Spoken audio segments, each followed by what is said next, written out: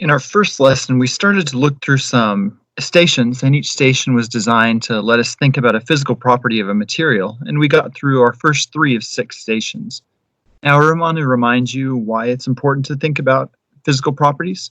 So first of all, properties, just like when you own property, properties are things that are possessed by an object, or that are true of the object, or actually in our case, true of the material. So we're going to keep looking through some different materials and try to name a couple of additional properties. So far, we've named solubility, which was whether or not a material dissolved. Flexibility, which was how able to bend the material was. And thermal conductivity, which was how well the material could transfer heat from one place to another. So we're going to kind of step back, and maybe the next one will be a little bit simpler. So for our next one, I need just a white piece of paper, and I have 2 different materials here. I have chalk, and I have rock. Now, both of these materials are in some ways naturally occurring. Chalk was something that we would have found in terms of a chemical in nature, only now we manufacture it. Or I guess I should say talc perhaps is something we would find in nature with similar properties. And what we have here is we have basically a compressed dust. And I guess this chalk is a lot like charcoal even. So what I want you to observe is if we take this chalk and we simply wipe it across the paper, the chalk actually falls apart.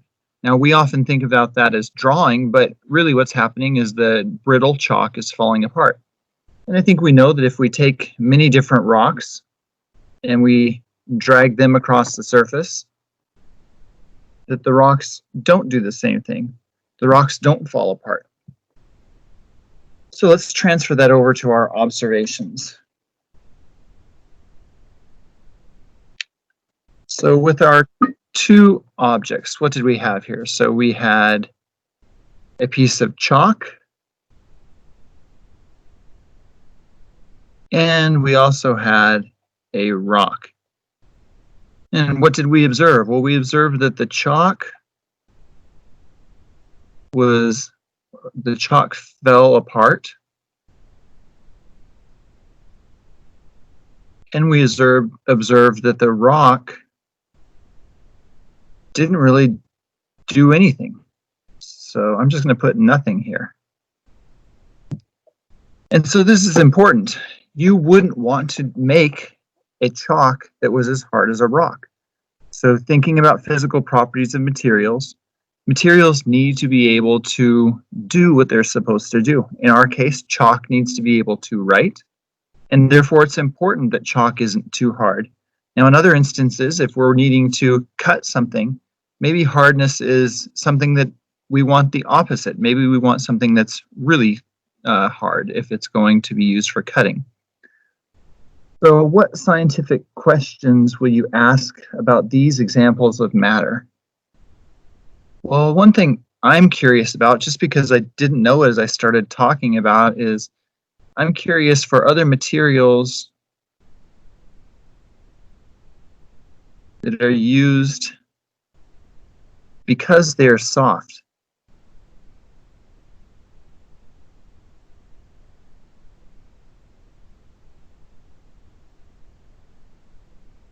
And specifically, where did they come from? So I'm going to call that their origin. So how did we start using these materials? Where did chalk originally get sourced? Now, with these others, we've given a name to those properties, and we're going to do the same here. Our sciencey name for the property that we've uncovered here is hardness, which is whether or not a material is able to stay together like the rock did, or whether or not it crumbles into bits like the chalk did. All right, our next station that we're going to look at now has an additional 2 materials. This time we have a piece of aluminum foil In addition to that, we have a piece of paper, in this case, wax paper. Or we could even do regular paper. So what we observe here is that they really have a different finish to them. And by finish, I mean the way the light reflects off of them. We can see up in the top portion of the aluminum foil, the light really seems to be reflecting because of the way it's bent, or we're picking up on dark parts of the room I'm broadcasting from. The paper really doesn't have that same shiny nature to it. The paper just kind of looks what we would describe as flat, meaning that the colors all bounce off, the red, green, and blue colors all bounce off of it, but you can't tell what you were looking at. With the aluminum foil, I can kind of see a bit of a reflection of my pen. Not only do I see my shadow, I also see the reflection of my pen.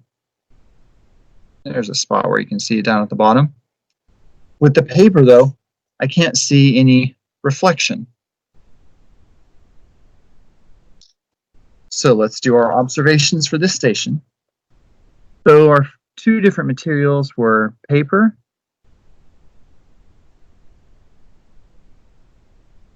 and aluminum foil.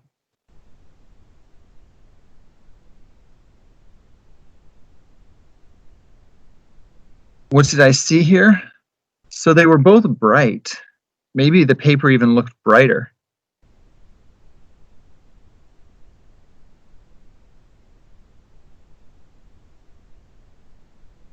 So the paper was bright, but the aluminum, we could actually see clear images in it. So the aluminum reflected.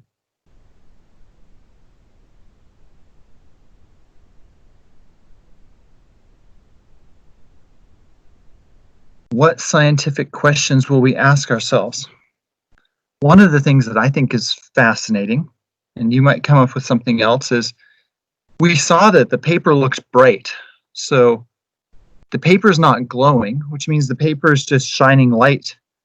The same light that hits it is bouncing off of the paper. The aluminum is doing the same thing. The aluminum is just reflecting the light off that hits it. So if they're both reflecting light, why is it the aluminum you can actually see an image in it? And the paper, you can't see an image at all. It just looks like it's a white color. So I'm trying to capture that in one question. So I might say, why do some materials reflect images?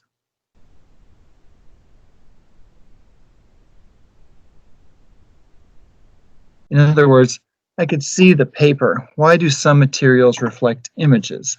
I could see the pen when it reflected off the foil, but I couldn't see the pen reflect off of the paper. Now, we know that this is another physical property. This physical property here is known as reflectivity.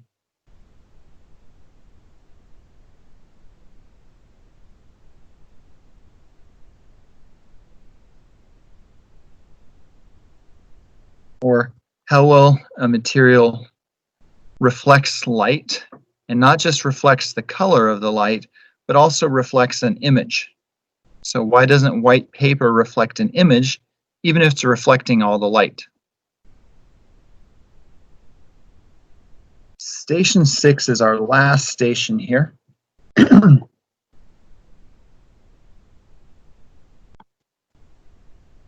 And with station 6,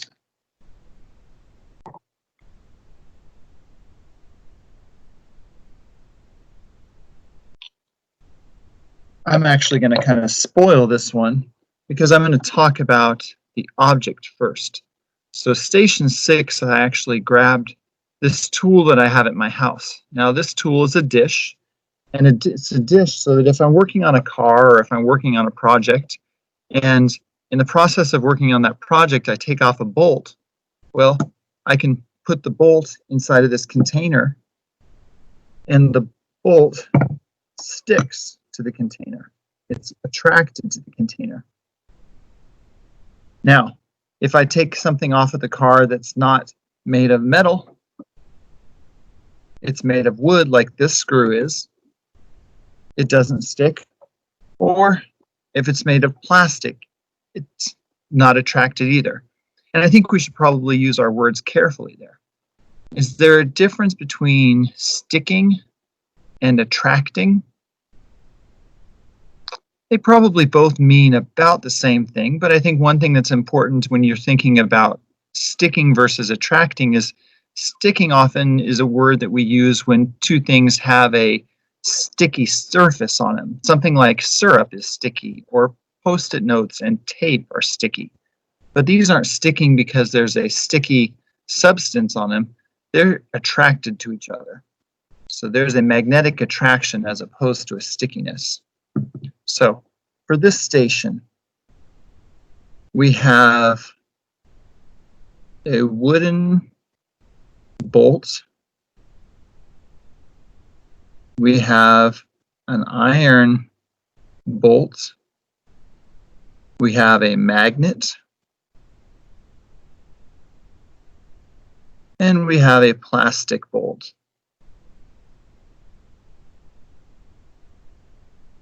Observations, well, I'm going to simplify this one and just say that only the iron bolt was attracted.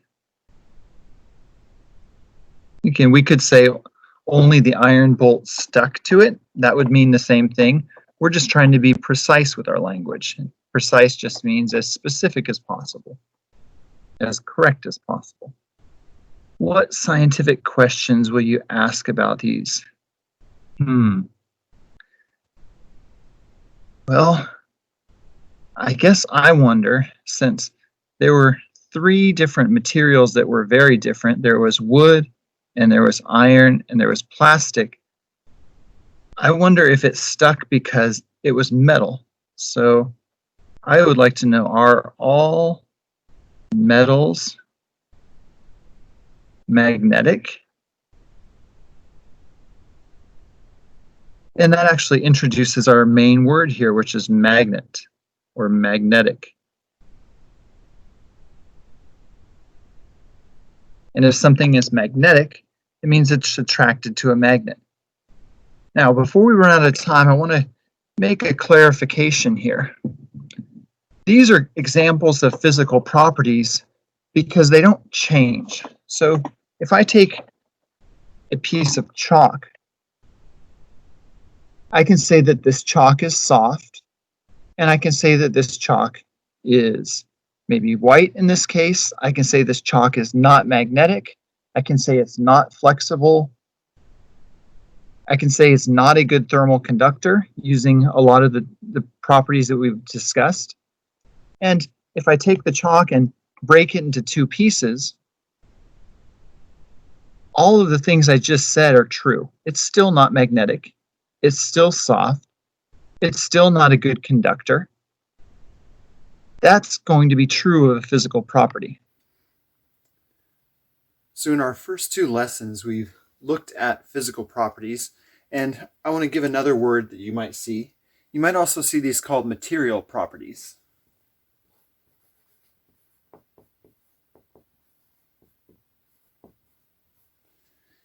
And material properties or physical properties are useful to scientists and engineers, and is a big definition. A material property or a physical property is just something that you can measure about an object. Now, there are different types, and that's what we're going to talk about right now. We're not going to give a different name, but I just want you to see, or we're not going to give a name to these different types, but I want you to see how it works. So let's think about things that we can measure. Well, if I have, we'll use this piece of Play-Doh for the next bit. If I have this piece of Play-Doh, one thing that I can measure is the length of the Play-Doh, how long it is across the Play-Doh. So I can think of length.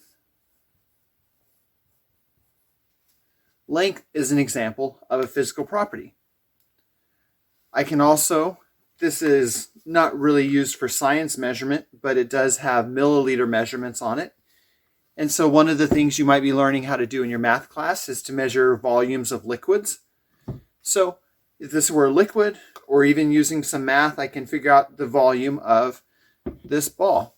And so volume is another example.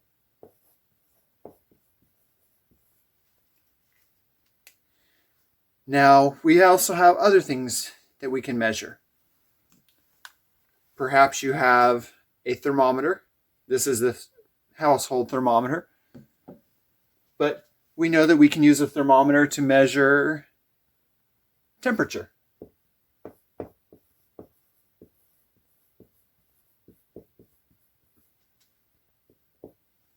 So temperature is another example of a physical property. And perhaps you have seen some sort of a scale. Maybe your scale that when you think of a scale, you might think of a scale like a bathroom scale. But this is another type of scale. And so this scale can be used to measure, I'm going to use the term mass. You might think of weight as well, and that's fine to use those terms like they mean the same thing for right now. So mass is another example, or weight.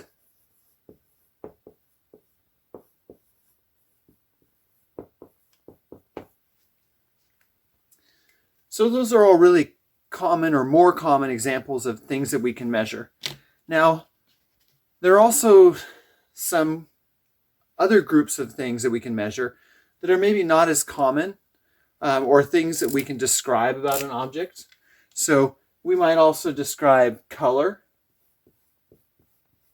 So this is a purple ball of Play-Doh. We might describe texture. We might describe the object's flexibility.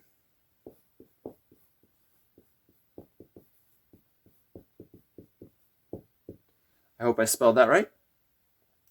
I've made a list of a lot of these. We can measure something called absorbency. And absorbency is like sponges absorb things. So some things, like a sponge, are really good at absorbing or picking up liquids. Other things like a plastic bag, if you spill something, you really don't usually grab a plastic bag and put that on top, because that a plastic bag does not have good absorbency. It has low absorbency. So if something can absorb liquids, it's called absorbency.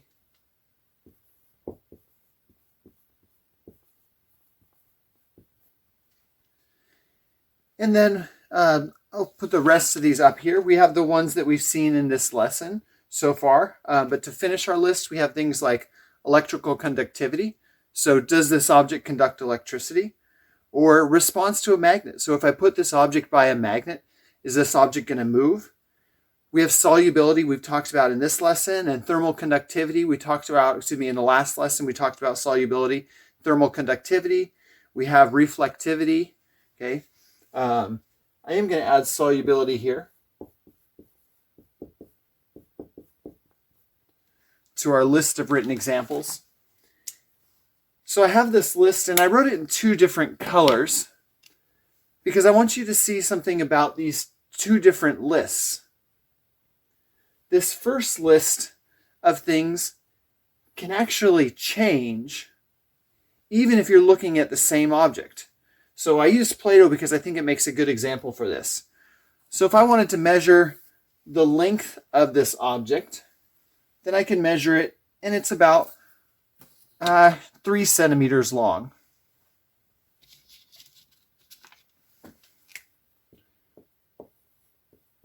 So this Play-Doh is 3 centimeters. Now what we know is that if I take the Play-Doh and I roll it around in my fingers, then I can make my Play-Doh little snake, or my Play-Doh slug, I guess, here.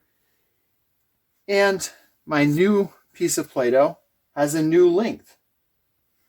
It's about 12 centimeters long. So my length has changed. So the reason that I bring these up, the question that I want you to think about is this still Play-Doh even though its length changed? And that sounds like a trick question, but it's not. This is still Play-Doh, even though its length changed. Or volume. So volume, another way to think of it is how much space it takes up.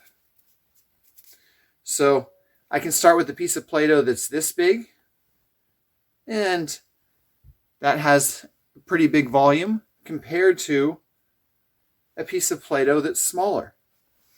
So, are they both still Play-Doh? Yes, they are. Okay, so you can have a large volume or a small volume, but it's still going to be considered Play-Doh. Temperature. Well, if I just pick this Play-Doh up and it's inside of my house and my house is about 72 degrees, then I think that, okay, this is probably going to be about 72 degrees. But I've been holding this Play-Doh inside my hand for a while now and just kind of rolling it around in my hand as I've done this video. And the Play-Doh has gotten warmer. And so the temperature has gone up. Or mass or weight. So if I think about the weight of the Play-Doh, I can think of, let's go back to my two pieces of Play-Doh where I've divided them in half. This piece of Play-Doh weighs more than the little piece of Play-Doh. I could use a scale to prove that to you, but I think you trust me on that. So these physical properties in blue are all things that you can measure, but they're really not helpful to prove that this is Play-Doh, because Play-Doh can have lots of different lengths. It can have lots of different volumes. It can have lots of different temperatures and lots of different mass. So these are considered physical properties, but if you were trying to identify or prove that this was Play-Doh, they would not be good things to use. The things in red are different.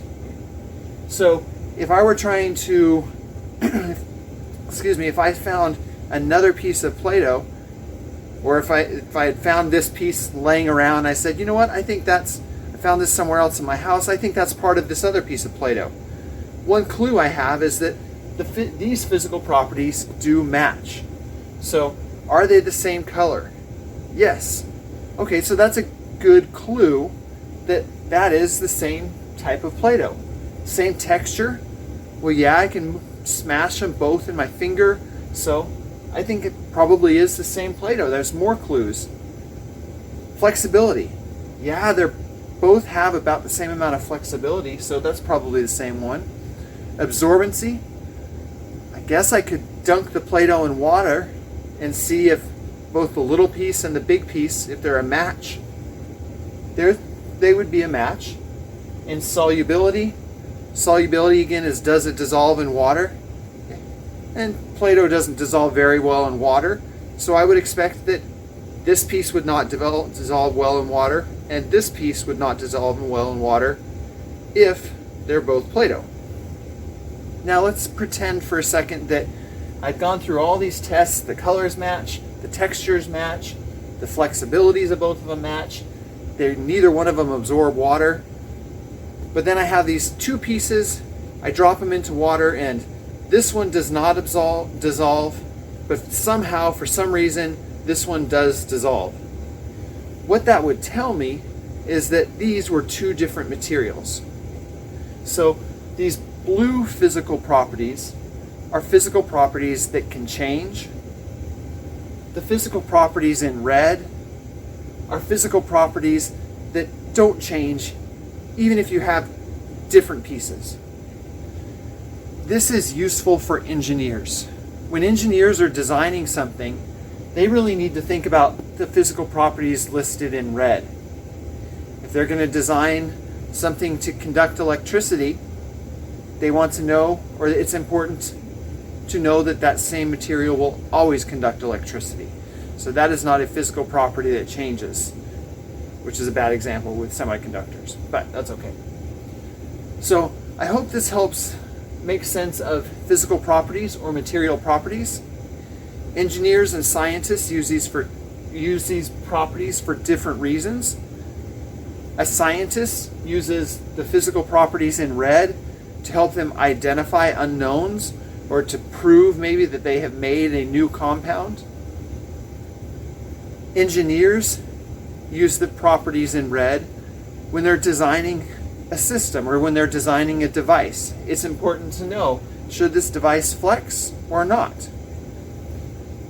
Thank you for your time, and we'll see you in our next lesson where we'll continue to talk about matter using these physical properties.